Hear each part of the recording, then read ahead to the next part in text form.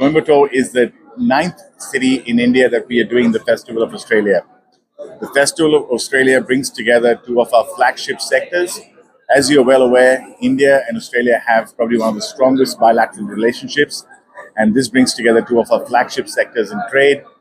Firstly, education, and then second is our food and beverage or agribusiness sector. You can see the response has been overwhelming.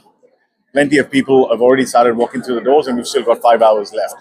We're really delighted that you're here today because you get a chance to sample some of Australia's finest produce, meet our universities, see the supermarket shelves which stock Australian products, and of course, just have a good time. So thank you for coming. In terms of the festival, like I said, we've been running this for the first time this year. Coimbatore is a very, very important city. We've been here since yesterday, had a wonderful experience and been welcomed really well in Coimbatore. ஆஸ்திரேலிய வர்த்தக மற்றும் முதலீட்டு ஆணையத்தின் சார்பாக கோவையில் ஆஸ்திரேலிய திருவிழா கண்காட்சி.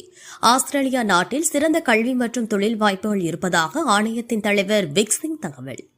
India மற்றும் Australia நாடுகளுக்கு இடையே வர்த்தகத்தை மேம்படுத்தும் விதமாக ஆஸ்திரேலிய வர்த்தக மற்றும் முதலீட்டு ஆணையத்தின் சார்பாக ஆஸ்திரேலிய திருவிழா கண்காட்சி கோவை அவினாசி சாலையில் உள்ள ரெசிடென்சி ஹோட்டல் அருகில் நடைபெற்றது.